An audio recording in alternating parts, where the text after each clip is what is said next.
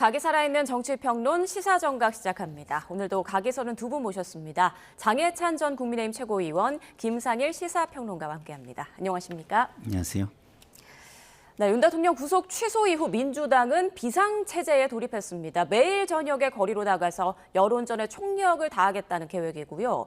김경수 전 지사를 비롯해서 일부 의원들은 단식 투쟁에 돌입했습니다. 자, 먼저 지금과 같은 민주당의 어떤 행보랄까요? 대응책에 대해서 어떻게 생각하세요? 그동안 국민의힘의 일부 의원들이 장애 집회에 나오거나 여러 가지 헌재 탄핵 기각 각하를 위해 노력할 때 민주당과 야권에서 뭐라고 평가했습니까? 극우다라는 단어로 싸잡았죠. 그럼 말 그대로 갑작스러운 윤석열 대통령 구속 취소 이후의 국면에서 민주당의 주요 정치인들이 단식을 하고 이 대표가 직접 장애 집회 참석을 독려하고 이른바 정치권에서는 뭐 개딸 총동원령이 내려졌다 이런 말도 있는데 이 모든 행태들은 똑같이 거꾸로 돌려드리면 민주당이 국회가 아니라 광장을 택하면서 극좌의 행보를 걷는 것입니까? 그렇지 않거든요. 그러니까 항상 말이라는 게 나간 그대로 돌아올 수 있기 때문에 그냥 단순히 장애에 나가서 시민들과 함께 목소리를 냈다는 것만으로 극우 취급을 했으면 지금 이렇게 국회가 아니라 광화문으로 광장으로 무대를 옮기는 민주당의 행보도 극좌라는 비판을 받을 수 있는 겁니다. 그러나 저는 둘 다 극우 국자가 아니라 어떤 폭력적인 선동이나 물리적인 위협이 가해지지 않는다면 국회에서도 정치를 할 수 있지만 광장에서도 시민들과 함께 의사 표현을 할 수 있다고 생각을 하고요. 다만 이 국면에서 뭐 특정 정치인의 단식이 지나치게 길어지거나 또는 장애 집회, 우리가 주말에 집회 결사의 자유를 존중해야 되지만 그게 보수 집회든 뭐 진보 집회든 간에 시민들과 공권력에게 지나치게 많은 피해를 주지 않는 선에서 잘 유지가 될 필요가 있다. 이런 부분이 유념해 둬야 될 것 같고 이제 대통령 탄핵 기각을 원하는 탄핵 반대 집회가 막 이 상황일 때도 똑같은 분석을 저희가 YTN 이 자리에서 많이 말씀드렸는데요. 사람들을 모으고 목소리를 내고 의견을 내는 것은 존중받아야 됩니다. 다만 집회라는 게 특성상 사람이 많이 모이고 열기가 고조되다 보면 참가자들이나 연사들의 과격 발언이나 이런 것들이 또 언론에 포착될 수 있거든요. 그렇게 되면 민주당 역시 지나친 과격 발언이나 강성 발언 등으로 중도층 민심을 잃을 우려 또한 생기는 것이다. 그래서 이런 광장의 정치가 결코 배척해서 될 것은 아니지만 양날의 검인 측면이 있다는 점 이제는 민주당에게도 돌이켜 생각해봐야 될 경고가 될 것 같습니다. 네, 정치인들의 과격한 발언 없이 좀 평화적으로 집회가 이어졌으면 좋겠다 이런 바람까지 전해주셨습니다. 자, 민주당은 대통령에 대한 탄핵 심판 선고가 나올 때까지 매일 이제 광화문에서 집회를 열겠다는 계획인데 아무래도 지금은 여론의 힘이 필요하다 이런 판단이기 때문이겠죠? 여론의 힘이 필요하다. 뭐 이렇게도 볼 수 있지만 이런 것 같아요. 대통령의 구속 취소, 석방이 된 이후에 일부 동요가 좀 있습니다. 이게 광장에 이런 새 결집이 먹히는 거야? 그리고 헌재 재판관들이 동요가 될 수도 있으면 어떡하지? 이런 우려가 있을 수 있어요. 그래서 제가 볼 때는 지금의 광장으로 나가는 거는 한시적이어야 한다고 저도 생각을 하고요. 그렇지만 지금 상황에서 나가는 이유를 굳이 분석을 하자면 헌재 재판관들의 동요를 좀 막아줄 필요가 있다. 그리고 오해를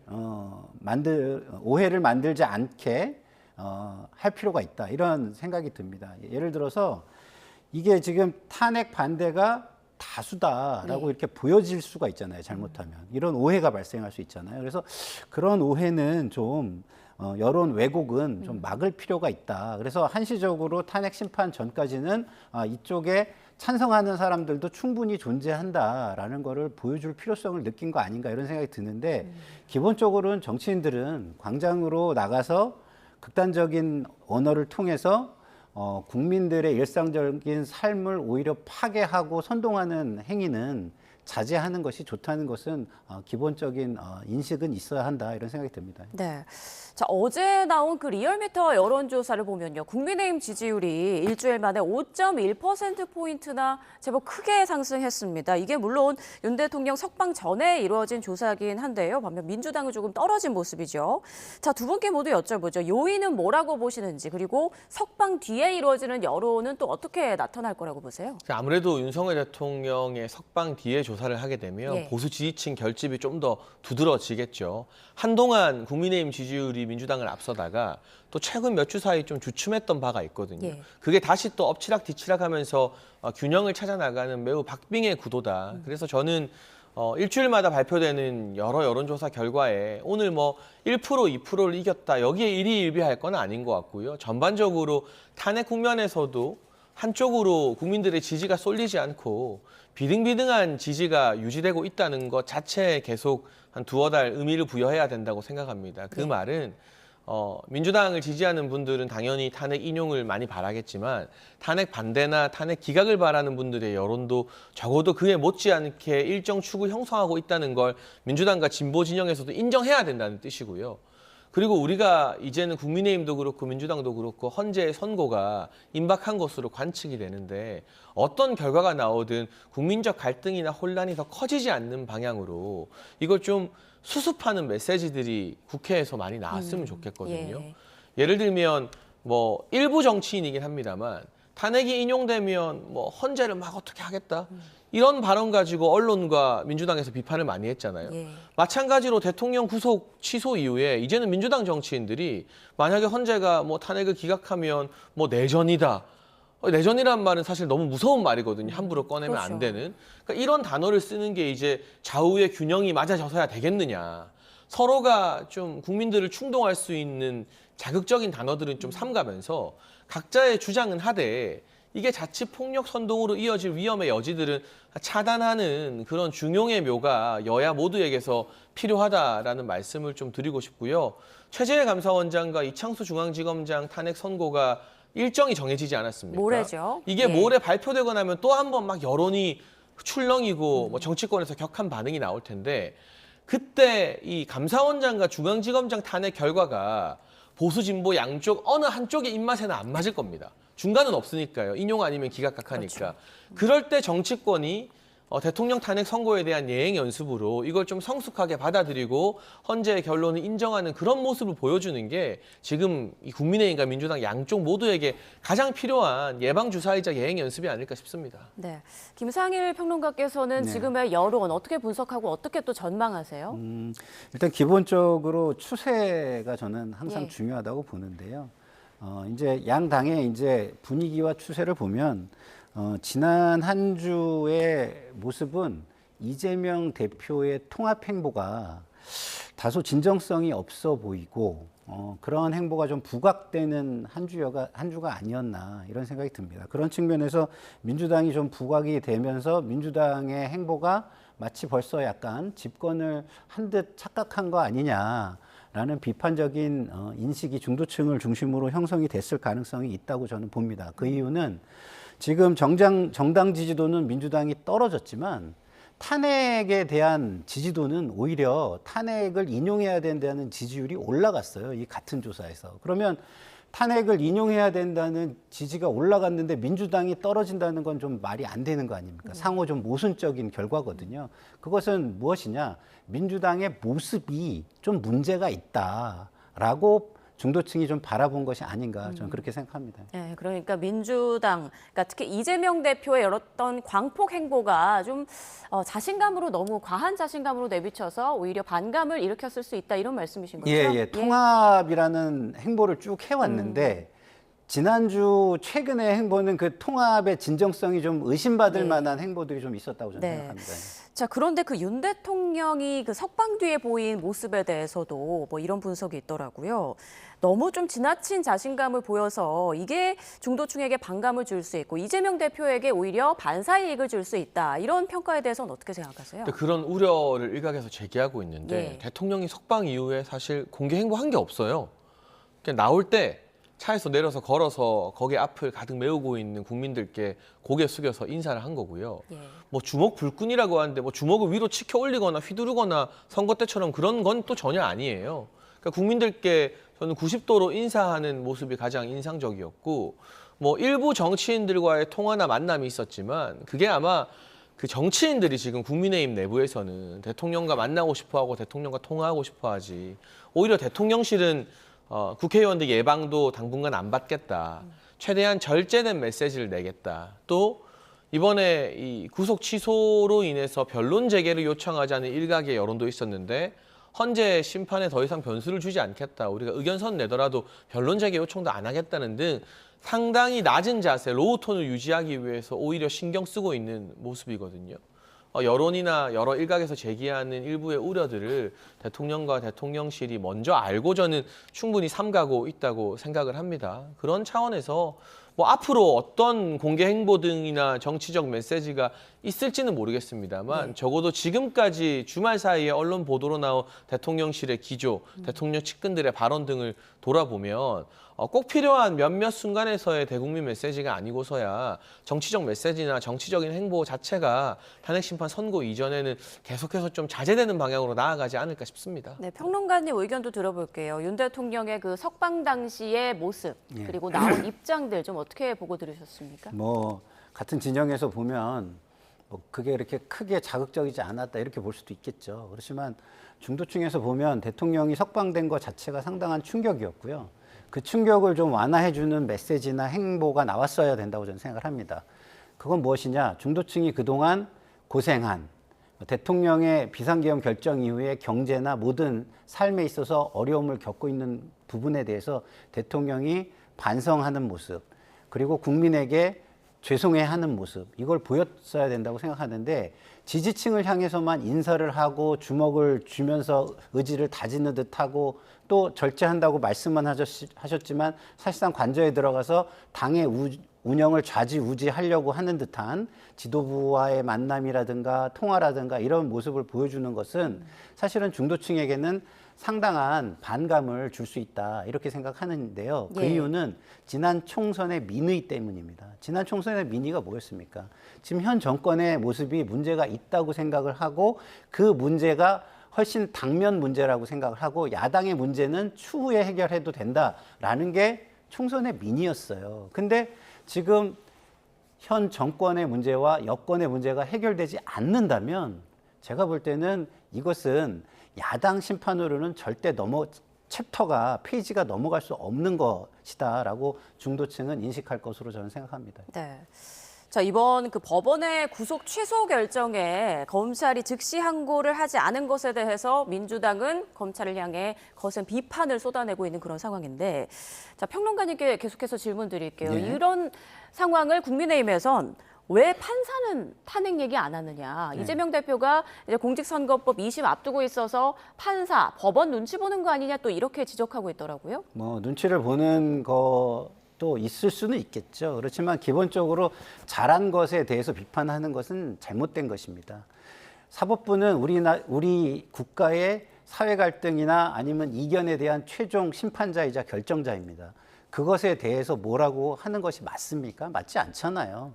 그건 할 수도 없는 것이고요. 또 전략적으로 좀 생각을 해봐도 본인의 사법 리스크보다는 상대방이 예를 들어서 대통령 탄핵 결과가 나왔을 때 그것을 받아들이지 못하고 저항하는 모습, 이때 할 말이 없을 수가 있잖아요. 법원에 대해서 뭐라고 하면. 그런 부분이 종합적으로 고려된 것이다라고 저는 생각을 합니다. 네, 어제 그 심우정 검찰총장이 출근길에 위헌 소지 때문에 즉시 항고하지 않았다 이렇게 말을 했는데요. 보도를 보니까 뭐 2년 전에 그 법원의 구속 취소 결정에 검찰이 즉시 항고를 했던 사례가 있었고 인용된 적도 있더라고요. 이 부분 어떻게 생각하세요? 한 명은 인용, 한 명은 기각인데요. 네, 맞습니다. 아무래도 이 대한민국의 판례라는 것이 좀 사회적 관심을 받는 굵직한 사건을 통해 확립되는 경향이 있습니다. 그리고 하급심에서 판단이 달라도 대법원 판례로 이게 하나로 통할되는 경우들을 우리가 왕왕 보잖아요. 네. 사실 2023년에 이런 즉시 항고가 있었다는 건 법조계에 아주 관심이 많은 소수의 분들 외에는 국민들 다수가 인지하기는 어려운 문제였죠. 근데 대통령 사건은 전 국민이 관심을 가지고 지켜볼 수밖에 없기 때문에 검찰이나 지휘부인 대검에서도 이게 혹여나 기각될지 또는 위헌 판결을 받을지 두 번, 세 번 검토할 수밖에 없는 것이고 구속 집행정지가 이미 위헌 심판을 받았기 때문에 그와 같은 취지인 구속 취소도 이게 만약 헌재에 가서 권한쟁의나 위헌 심판이 따르게 된다면 네. 위헌이 나올 확률이 거의 100%라는 게 대검 내부의 판단이었던 것 같아요. 그러면 이번 대통령 사건을 통해서 구속에 대해서만큼은 법원의 판단이 더 귀속력이 있다는 하나의 판례가 굳어지게 된 것이거든요. 저는 이 부분을 가지고 뭐 과거에는 왜 이랬냐 저랬냐 우리 국민적 관심이 상대적으로 주어지지 않았던 사건 사례를 끌고 와서 이야기하기는 좀 무리가 있다고 보고요. 어쨌거나 검찰이 자의적으로 판단한 것은 전혀 아닙니다. 검찰은 애초에 검사장 회의 이후 구속영장 청구를 했기 때문에 보수 진영으로부터는 심우정 검찰총장도 참 많은 비판을 받았습니다. 대통령이 임명해 준 게 불과 얼마 전인데 어떻게 직접 구속영장 청구를 지휘할 수 있느냐. 검찰이 그 단계에서 공수처 수사의 불법성을 밝혀야 했던 것 아니냐라는 보수 진영의 비판이 심우정 총장과 검찰을 향해서도 가고 있는 상황이라는 점을 감안해 보면 이 부분은 검찰이 움직일 어떤 공간이 있었다기보다는 네. 중앙지법의 판결에 그만큼 귀속력이 큰 것으로 이해하는 게 맞아 보입니다. 네. 자, 그럼 민주당은 본격적으로 심우정 총장에 대한 탄핵 카드를 만지작거리는 걸까요? 관련 내용 듣고 오시죠. 만약에 이재명 대표가 이 사안의 주인공이었다. 검찰이 어떻게 했겠습니까? 할 수 있는 모든 수단과 방법을 쓰라도 구금을 하려고 애를 썼을 겁니다. 검찰총장이 이 내란숙의 범죄자를 법의 탈을 쓰고 탈옥을 시켰다. 이렇게 저희들은 보고 있습니다. 검찰총장이 오히려 탄핵을 하지 않는 것이 저희들이 역풍을 맞을 우려가 있다. 이런 생각마저 들 정도입니다. 그리고 뭐 계속 왜 총장 탄핵하지 않느냐 이런 문자들이 민주당 의원들에게 쇄도하고 있습니다. 탄핵 전문당이기 때문에 뭐 굳이 그거에 대해서 놀랄 것도 없지만 그거에 대한 국민의 심판은 엄혹하다는 걸 알고 있기 때문에 뭐 정부적으로 판단을 하고 있다 이렇게 얘기하는 것 같은데 저는 하고 싶으면 하라고 하고 싶습니다. 만약 민주당이 또 탄핵에 나선다면 30번째 탄핵 아닌가요? 뭐 맞습니다. 역풍 우려가 네. 있을 것도 같은데 뭐 전현희 의원은 탄핵하지 않으면 역풍을 맞을 것이다. 뭐 이렇게 말하더라고요. 탄핵하지 않으면 역풍은 지지층, 강성 지지층에게 맞겠죠. 그렇지만 강성 지지층은 결국 상대보다는 우리 편 쪽으로 팔이 안쪽으로 굽을 수밖에 없다라고 저는 생각을 해요. 그러면은 지금 우리가 생각해야 되는 거는 중도 게임인데 중도층은 어떻게 생각할지 저렇게 과격한 표현을 쓰면 지지층 감정은 시원하게 해줄 수 있지만 중도층으로부터는 과하다, 좀 과하다는 어떤 피로감을 줄 수가 있다라는 것을 생각해야 된다고 저는 봅니다. 그러니까 권력이라는 것은요 국민으로부터 자의적으로 쓴다라는 느낌을 주면 안 돼요. 최대한 절제됐다. 그리고 우리의 눈치를 보면서 쓰고 있다라는 의식을 심어줘야 되는데 그런 부분을 민주당은 다시 한번 생각할 필요가 있다고 생각하고요. 예. 그렇지만 심우정 총장을 탄핵은 아니더라도 비판을 안 할 수는 없습니다. 좀 전에 우리 장혜찬 평론가님께서 뭐 구속 집행 정지와 보석과 구속 취소가 같은 취지라고 말씀하셨는데 전혀 그렇지 않습니다. 집행 정지는요, 그것을 만약에 막으면 사실상 그 취지가 완전히 왜곡되는 거예요. 왜냐하면 구속 상태에서 잠깐 풀어주는 거거든요. 그렇기 때문에 구속이 취소된 것을 만약에 인정해주면 다시 영장을 청구해서 받아야 되는 거기 때문에 취지 자체가 전혀 다르고 그리고 헌법재판소의 판례에도 이미 그게 나와 있습니다. 그게 나와 있고 그 검찰과 법무부에서 법을 개정할 때도 구속 취소는 개정을 안 하고 남겨둔 사유도 그것 때문이죠. 그래서 이미 검찰은 구속 취지와 구속 집행정지는 전혀 다르다는 걸 스스로 과거 역사 속에서 인지하고 있었고 그런 판단을 가지고 있었다고 보는 게 맞고요. 그리고 판례를 말씀하셨는데 판례라는 건 대법원에서 형성이 돼야 되는, 만들어져야 되는 법리 중에 하나입니다. 그러면 하급심이 구속영장, 체포영장에서 내린 판단과 지금 재판부 형사소송을 하고 있는 내란 재판부에서 내린 판단이 다르지 않습니까? 그럼 이 재판부들이 전부 다 하급심 재판부들입니다. 그럼 하급심에서 이렇게 다른 재판들이 쭉 나올 수 있죠. 그리고 울산지검의 사례도 보시면 알겠지만 한 명 인용, 한 명 기각입니다. 예. 그래서 하급심 재판부는 굉장히 혼란을 겪을 수 있습니다. 그럼 이게 판례로 형성해 주려면 어떻게 해야 됩니까? 최종심으로 가져가서 판례를 받아봐야 그게 하나의 법리로 세워지는 겁니다. 그래서 그런 부분을 하지 않고, 그리고 이 문제가 발생하게 한 것의 책임이 본인에게도 상당히 있는데도 그런 책임은 생각하지 않은 부분에 대해서는 심우정 검찰총장은 비판을 받아 마땅하고 본인도 그거에 대해서 충분한 책임을 질 생각을 하는 게 온당하다라고 저는 생각합니다. 네. 자, 이런 상황에 대해서 국민은 어떻게 생각할까요? 지금 민주당은 심우정 총장을 공수처에, 그리고 국민의힘은 오동훈 공수처장을 검찰에 고발한 그런 상황인데요. 이 부분에 대해서 두 분 모두 의견 좀 들어볼게요. 근데 고발은 사실 정치적인 행위이고 예. 이게 실제 사법 절차로 이어지는가 마는가는 수사기관의 판단에 달려있기 때문에 국민들께서 뭐 고발을 했다고 해서 그 당에 대해 크게 부정적으로 생각하거나 그러진 않을 것 같아요. 다만 탄핵은 고발과 달리 국회에서 150석 이상이 있으면 바로 직무정지에 빠뜨릴 수 있기 때문에 예.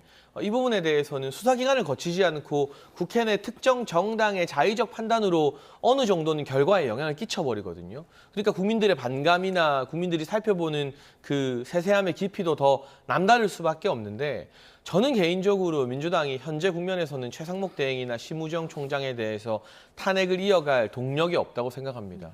민주당의 정당 지지율이 계속해서 국민의힘을 조금 오차범위 바깥에서 넉넉히 앞서는 상황이 유지된다면 한번 해보자 싶겠지만 예. 지금처럼 한 주가 다르게 엎치락뒤치락하고 오차범위 내에서 접전이 계속 이어지고 있는 국면에서는 이 대통령 권한대행과 검찰총장 탄핵 잘못했다가 이거 역풍 불면 민주당 입장에서는 감당하기 힘들어질 수 있거든요.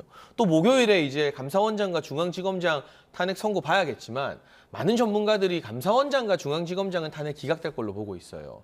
그러면 그동안의 민주당의 릴레이 탄핵이 대통령의 계엄으로 인한 탄핵과는 별개로 민주당도 잘한 거 없다, 잘못했다라는 철퇴가 내려지게 될 가능성이 대단히 크거든요. 그 국면에서 어떻게 추가 탄핵을 이어가겠습니까? 그래서 지금 탄핵 이야기하는 게 일종의 지지층 무마용과 엄포용이지 이게 실질적인 행동으로 이어질 가능성은 없고요. 앞서 말씀드렸다시피 양쪽의 고발 조치는 예. 좀 일회성 정치적 이벤트인 측면이 있지 않나. 그러나 정말로 이 양측에서 생각할 때 검찰총장이나 공수처장 등이 문제가 있다면 고발만 하는 것으로 그치는 게 아니라 국회에는 청문회 기능 등이 있거든요. 여야가 협의해서 야당이 원하는 심우정 총장 불러주고 여당이 원하는 공수처장 불러줘서 오동훈 공수처장 불러서 같이 청문회하고 그 질의와 공방으로 그 두 기관 수장들의 문제점을 국민들이 납득할 수 있게 보여주는 게 저는 국회의원들에게 부여된 의무이고 역할이라는 생각을 합니다. 네, 계속해서 이제 장 전 최고께서는 모레 이제 감사원장과 검사들에 대한 탄핵 심판 선고 결과가 여론에 큰 영향을 미칠 것이다, 이렇게 말씀을 하셨어요. 여기에 동의하시나요? 글쎄, 여론이 탄핵 심판에 큰 영향을 미치기는 어려울 겁니다. 근데 재판관들도 사람이다 보니 뭐 아주 제한적이겠지만 거기에 영향을 일부 판단하는데 신중함이 좀 더 더해진다거나 이런 영향이 있을 수는 있으나, 기본적으로 법관은요, 법리에 의해서 해석하는 훈련을 오랜 동안 받은 분들이고요. 그리고 이분들은 또 굉장히 거의 평생을 그런 훈련을 받으면서 하면서 자기의 어떤 인생의 대부분을 보내오신 분들이거든요. 그렇기 때문에 기본적으로는 법과 헌법을 중심으로 판단을 할 것이기 때문에 뭐 전혀 영향을 안 받진 않겠지만 아주 제한적일 것이다. 네, 저는 이렇게 여론에는 생각합니다. 영향을 미칠 거라고 보세요? 여론의 영향을 뭐 탄핵 심판이요? 네, 심판 결과가 결과가. 올해 나오는 결과. 탄핵 심판 결과는 당연히 예. 영향을 미칩니다. 왜냐하면 기본적으로 그 이슈의 중심에 누가 쓰느냐가 결정이 되는 거거든요. 그러면은 만약에 탄핵 심판 결과가 기각이라면 대통령과 현 정권이 여론의 중심에 서게 됩니다. 그러면은 정권 심판 여론이 총선 이후로 쭉 이어져 왔는데 계속 이어질 수가 있고요. 이게 심판이 됐다, 마무리가 됐다라고 생각하면 조기 대선 국면으로 넘어가기 때문에 후보들이 어떤 후보가 나오느냐를 중심으로 여론이 형성될 수밖에 없는 상황이 됩니다. 그래서 뭐 거의 완전히 여론의 국면이 완전히 전혀 다른 방향으로 가게 만드는 사건이 될 것이다, 이렇게 말씀드릴 수 있겠습니다. 네. 자, 이제 법원의 구속 취소 결정 이후에 윤 대통령 측에서는 추가 변론기를 요청하지 않을 방침인 것으로 지금 알려져 있는데요. 또 일각에서는 마 후보자가 합류할 것을 우려한 그런 결정 아니겠느냐 이런 얘기가 나오더라고요. 아무래도 마흔역 변수가 여전히 남아있기는 하고요. 예. 뭐 최상목 대행이 임명하지 않을 것으로 봅니다만. 그리고 추가 변론을 재개하는 게 실질적으로 큰 의미가 있을까? 이를테면 제가 보수 진영이나 국민의힘 국회의원들과 이야기해보면 예. 문영배, 이미선 이런 진보 성향 재판관들의 판단이 변할 거라는 기대 자체가 없어요. 그러니까 관건은 이준숙 방통위원장 탄핵을 기각시킨 4명의 중도 보수 성향 재판관들이 어떤 판단을 내릴 것인가로 보고 있기 때문에 지금 대통령 구속 취소 판결문이 나오지 않았습니까? 예. 그리고 허영 교수님을 비롯한 여러 원로 헌법학자들의 의견 이런 것들은 충분히 추가 자료로 헌재에 제출이 되고 있거든요.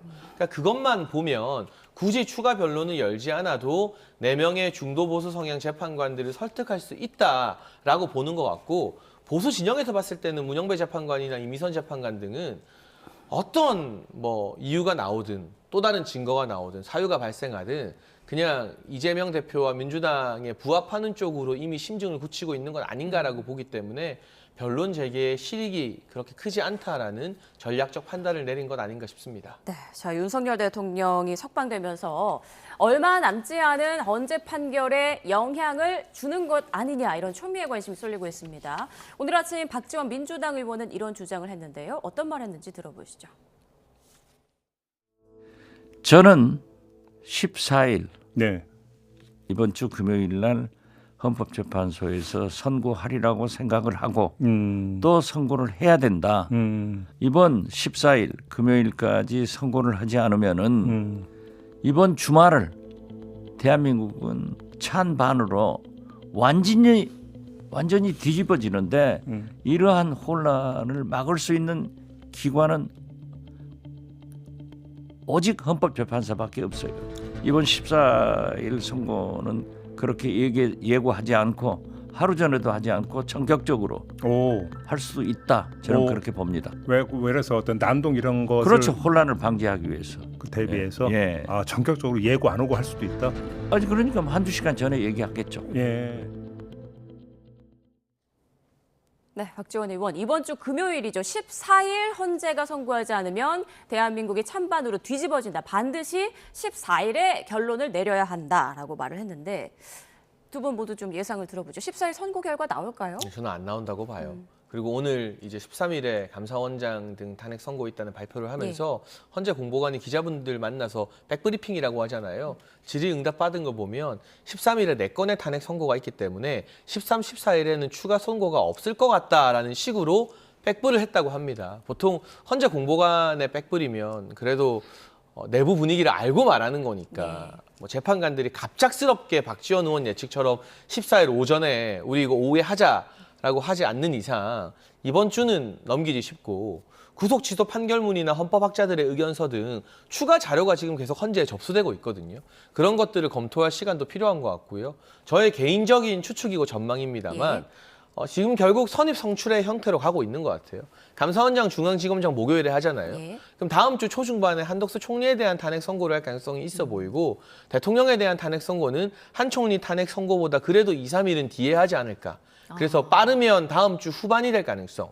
혹여나 한 주가 더 밀릴 수도 있다라는 것까지도 조금 예상을 해야 될 것 같습니다. 그럼 장 전 최고께서는 3월 28일쯤에 나올 수도 있다라는 말씀이신데 그렇죠. 일단 2주 관건은 뒤에. 한덕수 총리에 대한 탄핵 선고가 대통령 탄핵 선고보다는 저는 2, 3일 먼저 앞서서 나올 것이다. 있을 것 같다. 그 선고 시점을 보고 대통령 탄핵 선고 시점을 좀 예상할 수 있지 않나 싶습니다. 자, 뭐 물론 개인 예측이긴 합니다만 3월 26일에 이제 이재명 대표 공직선거법 위반 2심 선고 결과가 나오는데 개혁신당 이준석 의원도 윤 대통령 탄핵 심판 선고보다 이재명 대표 항소심 선고가 먼저 나올 것 같다. 이렇게 오늘 말을 했더라고요. 어떻게 보세요?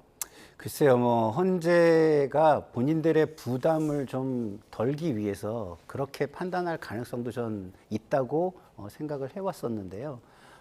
사실은 그렇게 만약에 생각을 한다면 헌재가 제가 볼 때는 본인들만 너무 생각하는 거예요. 왜냐하면 지금 국민들이 일상이 무너지고 있습니다. 경제를 중심으로 일상이 무너지고 있어요. 하루라도 빨리 이 상황을 종식시켜 주려는 책임감이 더 앞서야 된다고 저는 생각하거든요. 그렇기 때문에 만약에 우리 지금 장예찬 최고의 말이 실현이 된다면 예. 저로서는 좀 약간 헌재 재판관들의 책임감이라는 부분에서 좀 약간 실망스러운 모습이다라는 말씀을 드릴 수밖에 없는 상황이 될 것 같습니다. 만장일치 판결과는 좀 어떨까요? 지금 좀 멀어지지 않았나 이런 얘기도 벌써 나오는데요. 근데 만장일치가 나온다고 국민들이 만장일치로 그 판결에 동의하는 것은 아니거든요. 지금의 여론 지형을 보면 비등비등하지 않습니까? 뭐 정당 지지율이든 탄핵 인용 기각에 대한 것도 약간의 편차는 있어도 이게 아주 크게 동떨어 있지가 않아요. 그럼 헌재가 결국 국민의 여론을 반영하지 않는다고 말하기는 또 힘들잖아요. 그 경우에 저는 매우 치열한 이 표결에서의 접전이 지금 평의 과정에서 계속 펼쳐지고 있는 것은 아닌가. 오히려 뭐 만장일치에 가까운 결론이라면 평의 이후에 사실 이번 주에 선고를 하지 못할 이유가 없죠. 여러 변수가 발생했고 또 헌법재판관들 같은 경우는 통상 임기가 끝나면 학계로 많이 돌아갑니다. 뭐 대법관이나 이런 분들이 로펌 가는 것과 다르게 헌재 재판관들은 대학으로 가서 후진 양성하는 게 일반적인데 그 대학에서 헌법을 가르치는 주요 교수들이나 원로 헌법학자들이 탄핵 반대 의견서도 많이 제출하고 그랬거든요. 정치 성향과 무관한 존경받는 학자들이.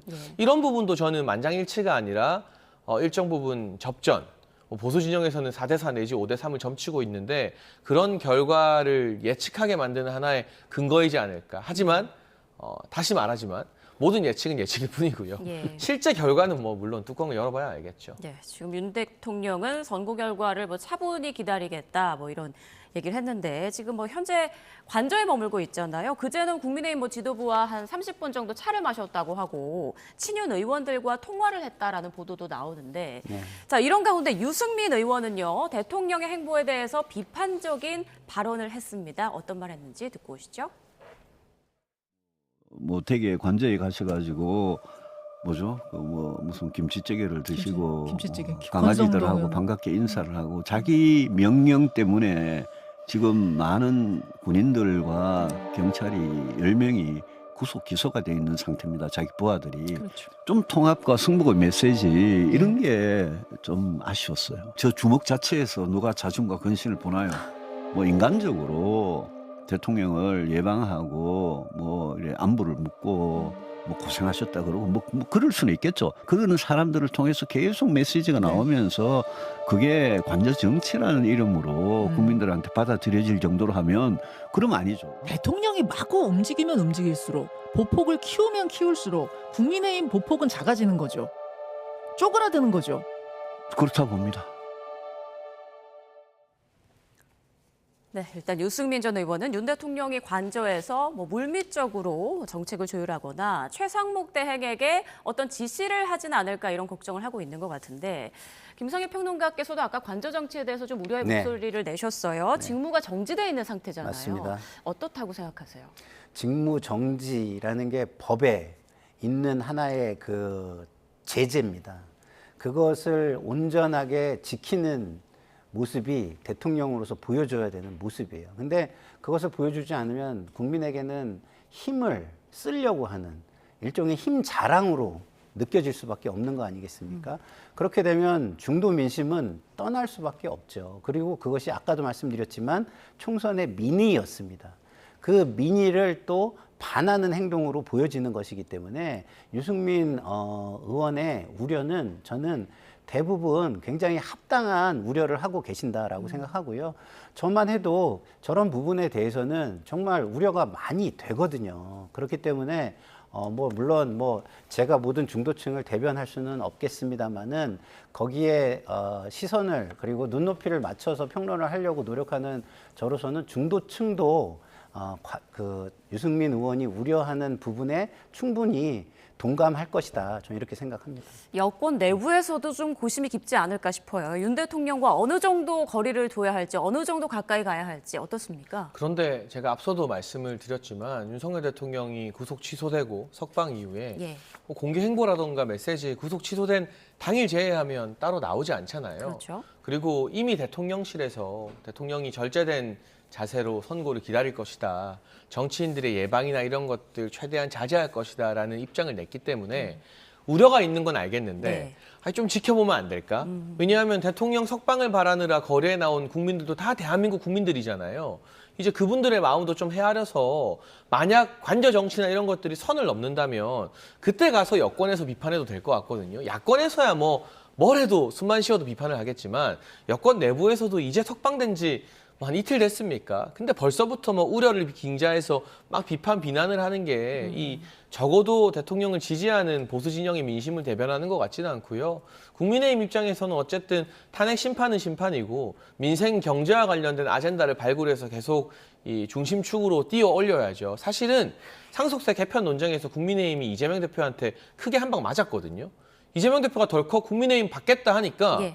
이게 갑자기 불이 붙으면서 이재명 대표가 상속세 깎아주는 것 같은 국면이 됐어요. 그럼 만회하기 위한 노력을 국민의힘이 자체적으로 해야지 그냥 대통령이 나와 있고 탄핵 심판이 다가오는 건 기정사실인데 그것 가지고 자꾸 거리를 좁히니 늘리니 고민을 하는 것 자체가 국민의힘의 자체적 대안 부재를 보여주는 건 아닌가. 여당은 여당답게 민생과 정책 행보를 하면 된다는 말씀 드리고 싶습니다. 아니 그런데 그렇게 말씀하시면 아직 벌어지지도 않은 대통령의 자제를 가지고 판단을 해달라 이런 얘기가 되잖아요.